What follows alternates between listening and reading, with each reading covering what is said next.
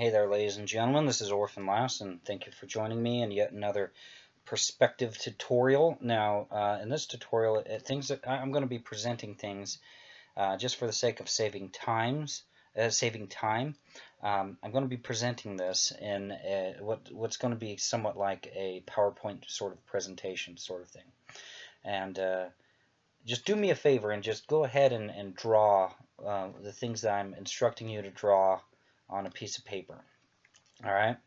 Now, the first thing that you should do is you should draw some cubes. Now, in this tutorial, what we're going to be focusing on is how to use basically what is like a floor plan for a house or something like that. How to use a floor plan in order to draw perspective. And the first thing that you're going to do is you're going to be drawing the floor plan representation of two boxes or two cubes basically. Now on a floor plan, if you're looking at cabinets or whatever it happens to be, you're not going to be seeing anything that's really three-dimensional on a floor plan. You're just going to see, like if you have a cube, what you're just going to see is that on a floor plan. You're just going to see a square. You're not going to be seeing anything that's super three-dimensional and in perspective. So what we're going to do is you're going to draw one cube and another cube. Make sure that they're straight across from one another, okay? And it doesn't really matter how big or small you make them, just go ahead and make them. They don't necessarily need to be equal sized at all either. So the next thing after you do that is you need to decide on where your stationary position is, and this is basically how far you're standing away from the objects, okay? And after you go ahead and establish that, what you're going to do is you're going to draw this line right here, and you're going to label it PP, okay? You're going to name it PP. Now, it doesn't really matter. Basically, this line right here, going straight across, this is the picture plane, and that's why it's called PP. Now, the abbreviations that I'm giving you to name each and every single one of these lines and each point, they are used in perspective drawings kind of universally. So it doesn't matter, like if you purchase a book that teaches perspective, you're going to be seeing these abbreviations pretty universally. Okay, so this horizontal line that is called PP for picture plane. Make sure it touches the bottoms of A and B. Okay, basically make sure that you label these capital A and capital B. Okay, and so make sure that the picture plane winds up touching the bottom of A and B. All right, A and B cubes. And then after that, from your stationary position, draw a line that is perpendicular to the picture plane. Now, perpendicular basically means make sure that it's at a 90-degree angle from the picture plane line. Okay, and what this will give us is our direction of sight, DS, and it'll give us our center. All right, or our center of vision, essentially. After you go ahead and establish that, what we're going to need to do is we need to make PD and PD Prime. Now, whenever you have like a series of abbreviations and an apostrophe, the apostrophe means prime. All right? It's just a rule that happens to exist inside of math. Now, in order to create PD and PD Prime, what you need to do is you need to use your center of vision right here as the center, and use S as the I believe it's the diameter or the radius. If you have a compass, you would basically be drawing a radius like this.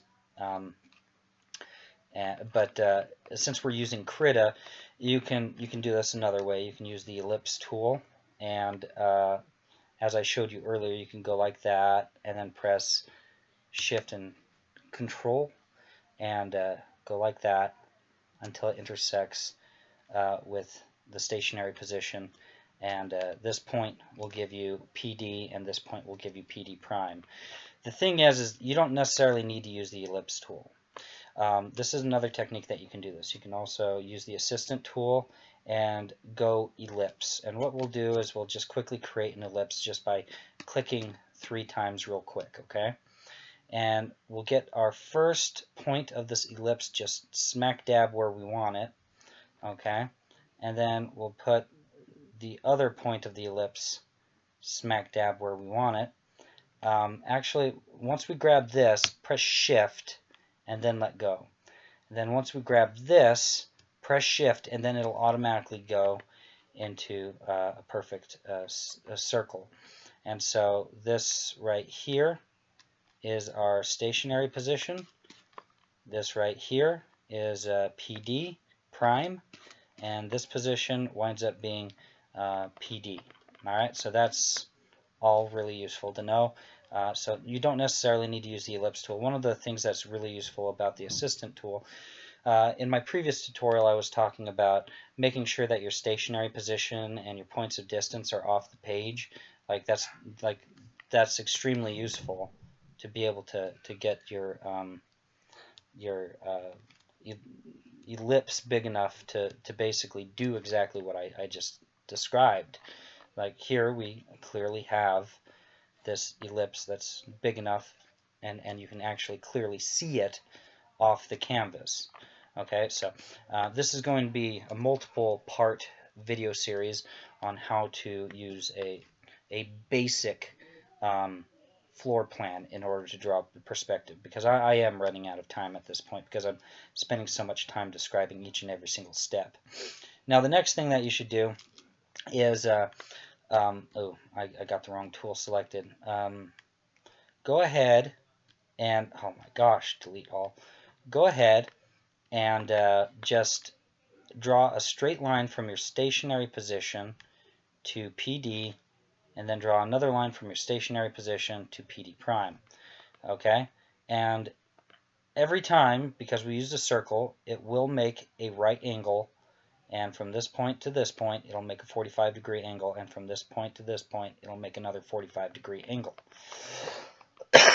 Alright, so after that we go ahead and draw these diagonals right here through cube A, and label these corners lowercase a, lowercase b, lowercase c, lowercase e.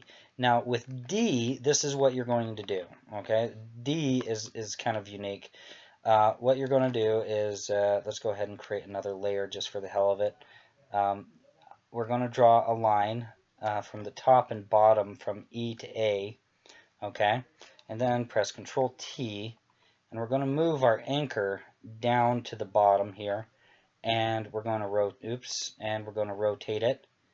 All right, and that will be D. All right, now I'm going to delete this later, but basically this will make sense, or maybe I might not delete it. It all depends. But anyways, so and then with this right here, label this I and label this H. Okay, now it may not look like it right now, and the statement may not make sense, but any line drawn from PD and PD prime, okay, are going to be parallel with these diagonals. Okay, so any line drawn from Control Shift Z. So if I draw a line like right there, it's going to be parallel to this line, and it's also going to be parallel to this line. Now it may not make sense to you right now, that statement, but just bear with me and it will make sense over time. Anyways, that pretty much concludes it for this video because I'm running out of time and I'm not quite sure if I can go through the next step in 30 seconds. So if you like this video, please like, share, and subscribe, and have a great day.